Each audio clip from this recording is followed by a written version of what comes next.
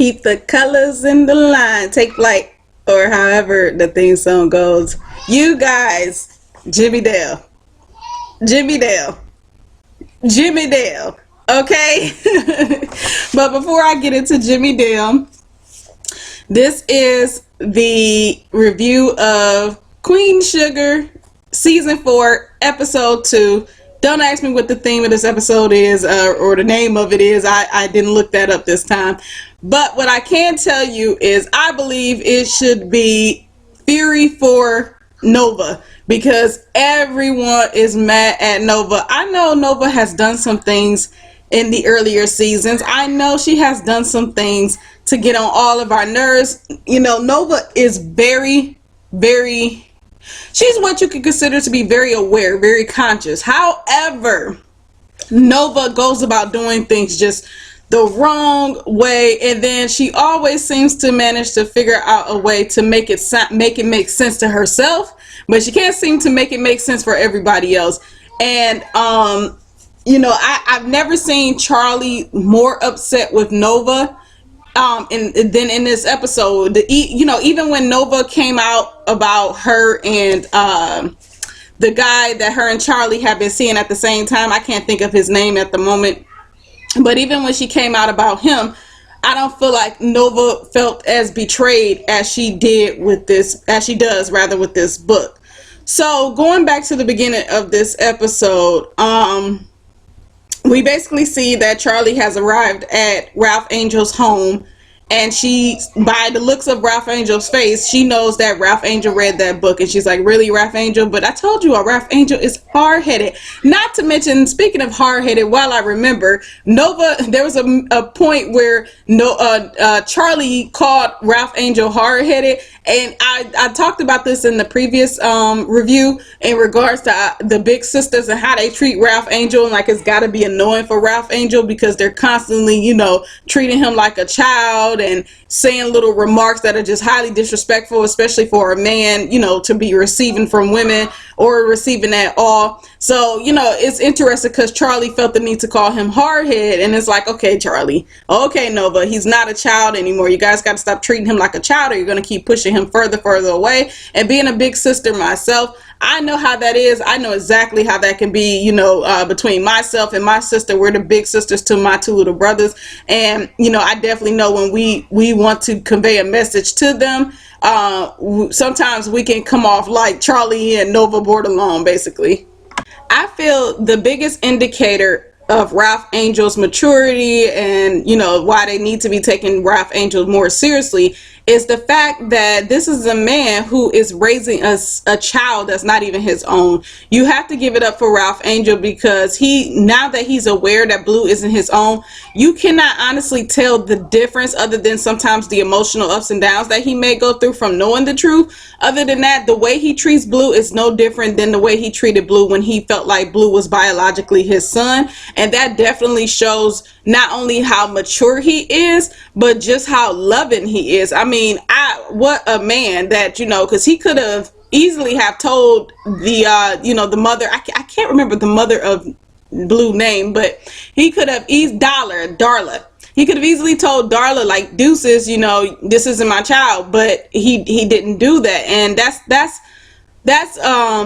definitely takes a level of maturity, which is why I feel like Charlie and Nova can ease up a little bit. You know, he's no longer the little brother that you all once knew.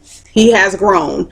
Anyway, so I guess Charlie expected Ralph Angel to not only not read the book until she showed up, but then to not basically confront Nova until she was ready for them to confront Nova. Because mind you, Charlie has implemented this whole stop and cease and desist on Nova's book, which it doesn't look like we learned much about it in this episode, but I do remember from the previous episode she did initiate it. Ralph Angel took it upon himself to show up at Nova's house, and it's interesting because in this episode a lot of people ended up showing up at Nova's house, so a lot of the scenes took place between Nova's house, Ralph Angel, wherever he would go, as well as Charlie's home and the diner. That's where it seems like most of this episode setting was, not to mention the character, the mystery character who came in this episode, which I'll get into in a little bit. Jimmy Dale, Jimmy Dale, Jimmy Dale. Anyway, when Ralph Angel was at Nova's house, okay, he definitely showed how upset he was, and he made a good point, and I didn't even think about this when it comes to this book, is that Nova did not think about Blue. You know, Blue was a child. He should have never been written, honestly, into her book. Honestly, she could have wrote what she believed to be all her truths in regards to the other adults without including a minor. I don't really agree with that at all, that she included a minor in her mess, because honestly, she's claiming that to her defense, she's saying that it is to free the family of these secrets. However, I feel like in the midst, even still, if that was the case, that may be one of the reasons why she felt like she wanted to write this. But of course, profit and the fact that most of this information will be attention grabbers, that's definitely plays a role. And in including a minor in there like that, it's very selfish, and it just seems like she's doing it for profit as well as to, you know, grab attention. And I don't think it's fair to use a minor in this situation.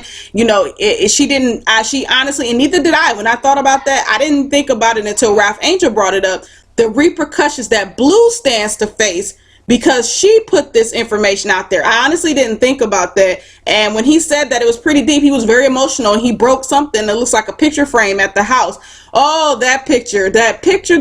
So anyway, before we get into that, you know, he did, what another thing that really got to me is when he said, if we did not have the same mama and daddy, I call you the son of a bitch that you are. Oh, that was deep. He was not letting up. And then before he left out the house, he told her she would never come around his son again. I don't know if he's told her she wouldn't, or it was more of a demanding thing, but either way it go, woo! I'm like, oh, Nova, was it worth it? Was it really worth it? I don't think so. I don't think so. Not as many people. If this many people are this hurt, and not to mention, it's one thing to tell your own truth, but it's another to not get consent to tell someone else's. I believe that's where she screwed up. You know, she could have easily went around and asked everyone, because she revealed certain things about them in the book. And yes, she probably would have got more no's than yes. But at the same time, at least, you know, these people would not be caught off guard. And now, you know, she runs the risk of, I don't know, can you be sued for that, telling someone else's truth? But either way it go, it's I know she mentioned one thing like this is public knowledge to Charlie, when she was addressing Charlie's whole situation towards the end, but I don't want to jump too far ahead. But either way it go, I feel like even if she doesn't face any legal ramifications, she's definitely about to face some emotional ramifications. So moving on, we see Micah. Okay, Micah. We see Micah. I don't know if they were at the airport. It looks like they might have been at the airport, but Charlie is picking up Micah, and Micah now has hair, okay, on his face. He has a beard. He got locks on his head. Okay, Micah, I see you. If you need a retwist, holla at your girl. But anyway, I'm like, who is this child? It kind of reminded me, I felt bad looking at him like, you know, he's a handsome young man. But it kind of reminded me of, I think it was Mike Epps who did the little comedy skit talking about young man, young man, young man, young man. Like, I felt like that. Anyway, Micah is looking hella older, hella mature, but he's still in high school, so hands off women over 18. But anyway, you know, Micah does have his girlfriend, so let's not forget he has a girlfriend and stuff. And Micah's basically looked like he got his glow up on, and it's just really nice to see. But it doesn't look like Charlie is that excited about his hair. I truly believe he has grown his hair out like that, probably not to keep it, you know, like a lot of young people. He's just making a statement at the moment, but he's probably not going to keep his hair like that for the rest of his life, or for the rest of his younger, you know, as a young adult, he might not even keep his hair like that. I remember personally when I was in high school, I used to wear a lot of braids, and this was during the time of WWF coming on television and the Hardy Boys, and I had a healthy obsession with the Hardy Boys, and they would tie, you know, I mean, not tie, they would color their hair. Well, because I couldn't exactly color my hair, my mother was not having that, I would actually tie, I would braid in colored string, color yarn into my braids, and make it look like I had colorful hair, and I would just wear clothes that matched it because I was really obsessed with the Hardy Boys. And that was a phase. I didn't go on to adulthood to, you know, wear my hair that way at all. So I truly believe Micah is just going through a phase right now due to his traumatic experience with the police, experiencing racism. Then he's also, mind you, after making that speech that he made, I believe that was last season, now he's experiencing backlash from that. So we see Micah hanging out with his girlfriend, and he gets into it with this pale face who decides to make fun of his hair and makes a Black Panther reference in regards to Micah's hair. Now, I'm not trying to defend the pale face, but I'm not gonna lie. You know, he kind of getting his, his Black Panther on, his Killmonger on with that hairstyle. I'm not gonna lie. But at the same time, for it to come from who it came from and in such a disrespectful manner, that's what made matters worse. I would have popped him in his mouth too. So next thing you know, that's exactly what Micah did. He ended up punching the boy in the face, and they pretty much got into a fight. And Micah did not look like he wanted to let up. He looked like he wanted to kill the boy. So that was interesting to see. I think before all of that even happened, there was a scene that I thought was really interesting too, that we see that back at the diner, Ralph Angel, Charlie, and Hollywood are all sitting at the diner table, and they're discussing that book, and they're discussing what the next move is going to be, how disappointed they are in Nova, but they're also discussing it out in the open at Vi's diner, expecting her not to come over and recognize that they're talking about something. So at this point, Violet has not read the book, and she actually comes over to the table trying to figure out, what are they talking about. And I just had to mention this scene because when she came over there and they tried to pretend like they were talking about something other than what they were talking about, they all did this cohesive fake laugh, and I just thought that fake laugh was so funny. It's like, ah, like as if she wouldn't know they were lying, and she knew that they were lying. But we'll get to that in a minute. So we keep seeing this guy throughout this episode, okay? This tall, statuesque. I mean, if he's in his 60s, does anybody know? First of all, the character is played by David Alan Grier.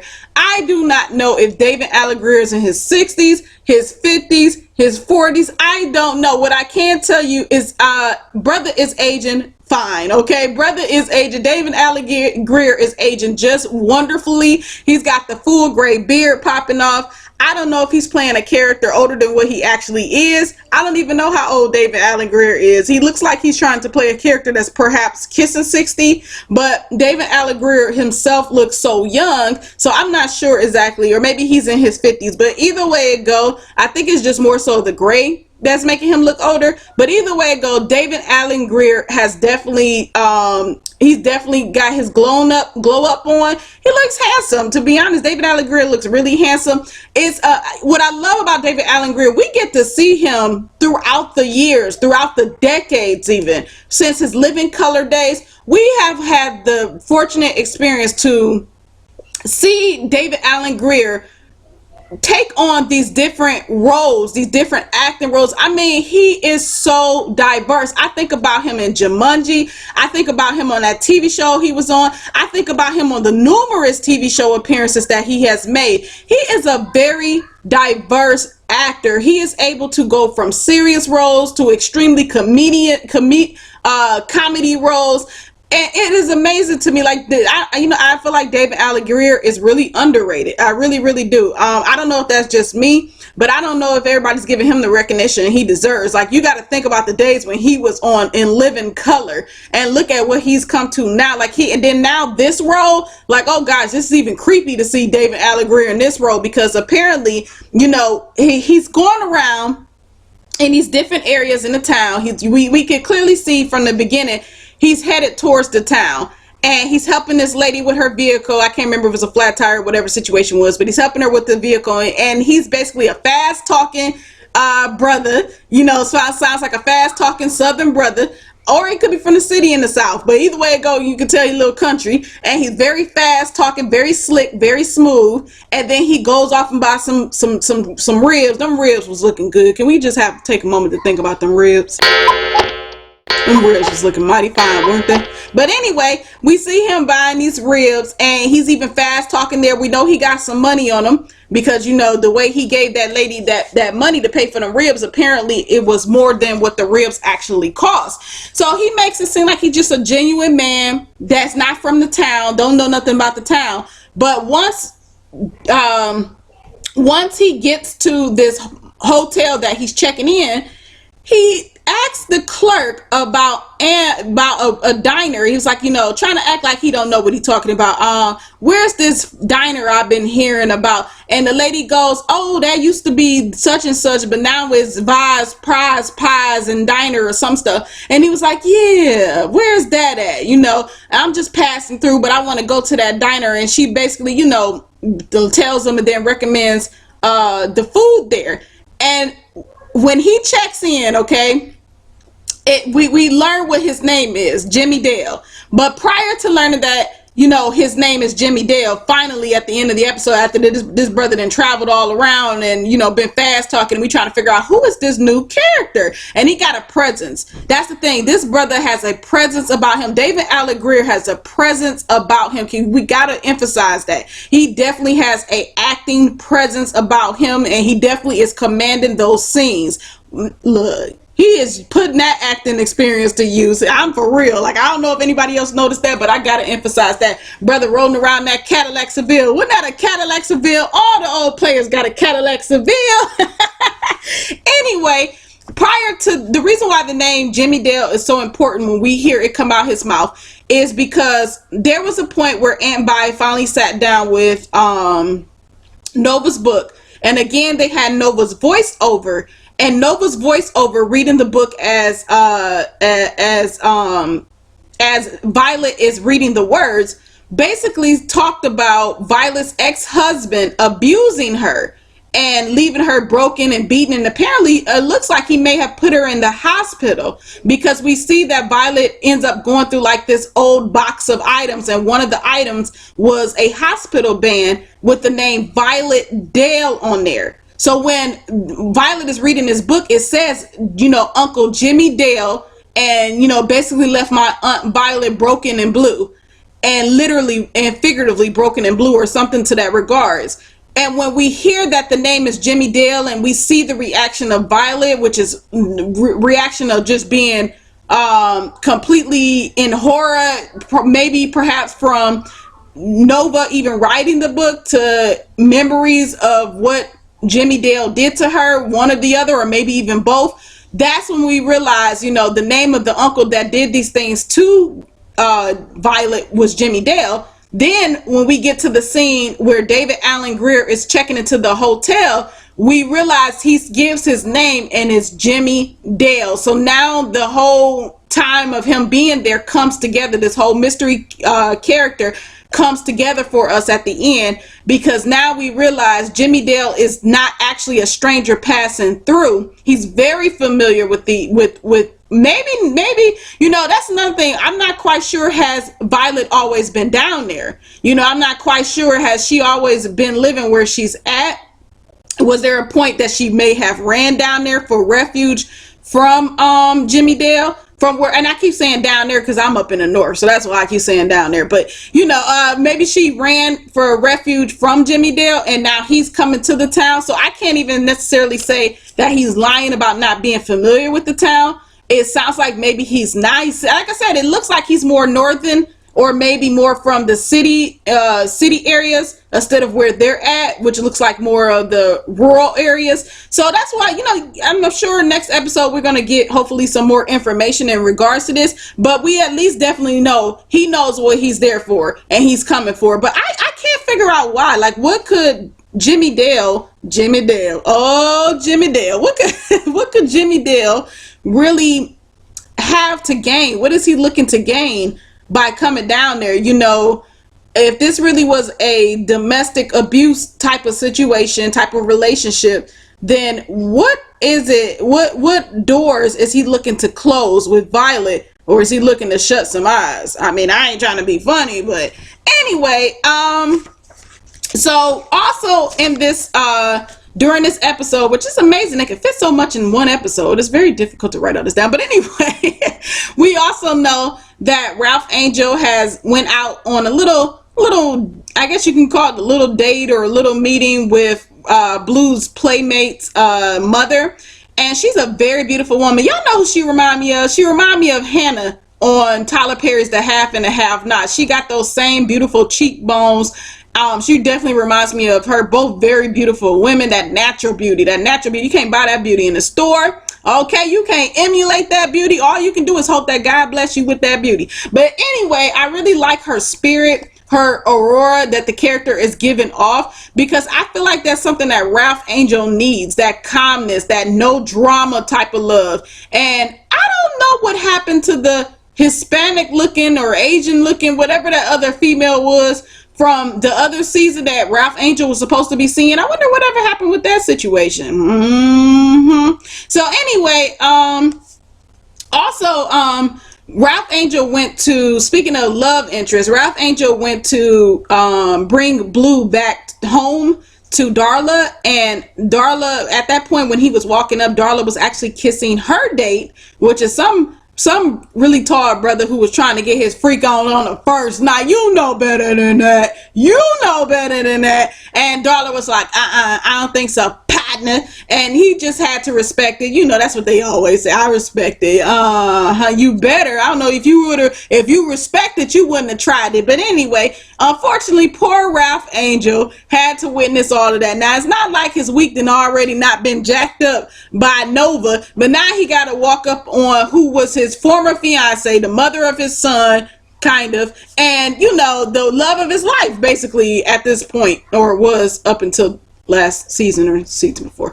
Anyway, either way it goes, it's a lot of traumatic experiences for Ralph Angel. The only thing the brother got going for himself is the farm, as well as the fact that he's no longer on parole. But no, he got way more than that going on for himself. But it's just like one thing after another is constantly hitting Ralph Angel. Give a brother a break, will you? But I like the fact that him and Darla are cordial with one another. And one thing I definitely was able to relate to, and I don't know how many of you all were able to relate to it, is the scene where him and Darla are sitting on the porch and Ralph Angel begins to talk about, well, you know, we're supposed to be friends now, so we should be able to talk about who each other is dating. Isn't that what we're supposed to do? And Darla said to him, honestly, I don't want to talk about who I'm dating because I'm not ready to hear who you're dating. I don't want to hear that, as if she's saying, you know, my feelings for you are still there, so I would rather not hear about anyone that you're dating because that will really hurt me. I can tell you all personally, I know exactly how that feels, trying to move forward with someone as just being friends. You know, that might have been your ex. You don't necessarily even have to have children together. It's just someone you don't want out of your life. You know, you want to see if at least the two of you can be friends. Why, I don't know, but you know, you don't want to throw people away. So it's like, you know, you just want to see if the two of you can be friends, and you try, you know, you definitely try, but it's always that fear, or at least for myself, because I've been in these situations, that this individual is going to slip up and tell me, okay, now they're seeing someone. Now they found the love of their life. Now they're engaged. Now they're going to do all those things that I wanted to do with them. Damn it. So, you know, I can definitely relate to what Darla and Ralph Angel said. And even Ralph Angel confirmed, like, you know what, Darla, I don't think I'm ready either. And I love the way Kofi, the actor that plays Ralph Angel, I love the way, you know, he talks as Ralph Angel. I really love the way he talks. It's just something about the way he talks. But anyway, so moving towards the end, we have Micah, who found refuge at Nova's house, and after the fight occurred, and Nova patched him up, and they had this really deep conversation. And I want to say, in this conversation, you know, Micah was basically defending why he felt the need to fight that paleface. And when he talked about it, the one thing that he said, because apparently he took his time in Europe, which is where he had been this entire time. He took his time in Europe to study and go to seminars, things and places, and read books that Nova has suggested for him. The thing that he said, I think from this book in particular, was that the first thing that they do, or racists or people that want to destroy a particular kind of people, they take a person's land and stuff and bodies and take over a people, basically by tearing down their culture and laughing at it. And I just thought that was very interesting, because I I feel like that's very true. It seems like with melanated beings, we are the most culturally appropriated people. And it's just very interesting that they put that in the script. I'm very surprised they put that in the script. I would also like to point out Micah's voice is cracking. He's getting older, people. He's getting older. Anyway, young man. But anyway, Micah, you know, he took a stand with his mom. He ended up going back home and revealing to her that he had been in this fight. And Charlie doesn't know what to do at this point. Like, Charlie's like, oh my gosh, this boy is older now. He's getting out of hand. I'm gonna have to call your daddy, boy. But she definitely is not feeling his hair. It seems like she wants to equate his issues to his hair. And he took a stand about his hair. You know, she basically came out and confirmed that if him cutting off his hair and pulling up his pants and putting the belt on meant that he would be less of a target to racists, then that was a sacrifice she was willing to make. But Micah took a stand and saying no, he's not willing to take that sacrifice. Like, oh, you're gonna have to kill him today. You're gonna have to get him today, because he's not going to take that kind of stand. Well, he started to mention Nova.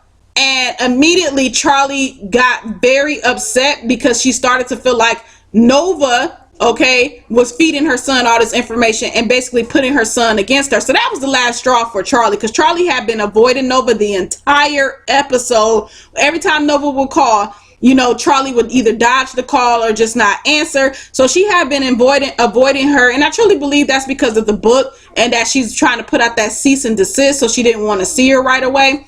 But at this point, when it came down to Micah, it was like, no, that's it.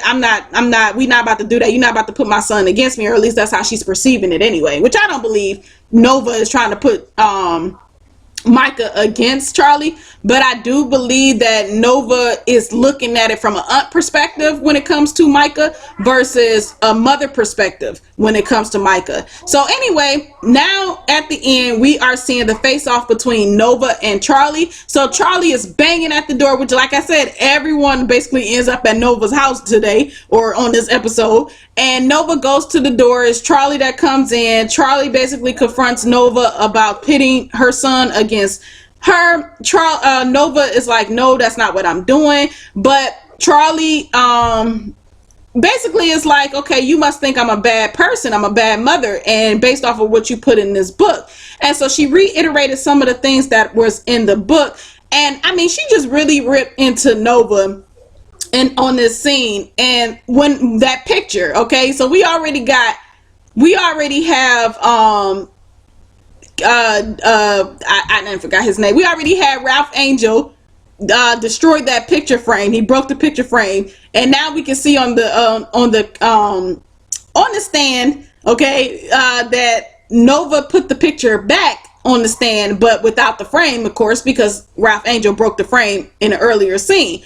Well, after Charlie ripped into Nova about exposing all her truths and basically practically begging Nova, like, listen, I'm your only sister. You can't do me like this. But if you're gonna, you know, can you at least just retract it? Just take it down. You know, if you love me, if we're really sisters, take this information down. And Nova's like, no, it's already going to print. And even if it wasn't going to print, I don't really feel like Nova would have did it anyway. Nova was talking about editing it. She wasn't talking about, you know, retracting it. In the earlier scene, she was mentioning editing, but it was already too late to even edit it. So it just seemed like Nova just being hella selfish and was kind of starting to get on my nerves at that point. But upon leaving, because Charlie was like, okay, all right, you're not going to do it. Okay. So she picks up the picture that already ain't got no frame. And it's a picture of her and Nova sitting together, and she rips the picture in half, almost symbolic to say we are no longer sisters. And then she exits the house. I was like, y'all, Nova then got it left and right. But you know what? It's hard to feel bad for her because, like I said, she did not confide in anyone. She didn't confide in any other family members like she could have to get permission to put this information out there. It's not like these are individuals that's deceased. These are individuals with lives, and she's exposing their truths without their permission, without consulting with them. And they have to live these truths. She is forcing them to relive these truths. Not to mention, she is exposing their truth, their secrets to the world. It's one thing to take your own information and do it because you don't have to ask yourself for permission. You're giving your consent as you do it. But to take someone else's truths and expose it out there like that without even warning them, you know, it's one thing not to ask for permission, but then you didn't even warn them, and now you can't even retract anything. That's hella selfish. So I don't really feel bad for Nova. I'm looking forward for next episode because I want to see Jimmy Dale. I want to see Jimmy Dale and what is in store with Jimmy Dale. I also want to see if Charlie is going to push this legal cease and desist even further. So that's going to create some sort of war, I'm sure, between her and Nova. So I'm very excited for what Queen Sugar has up to come. See you all for episode 3.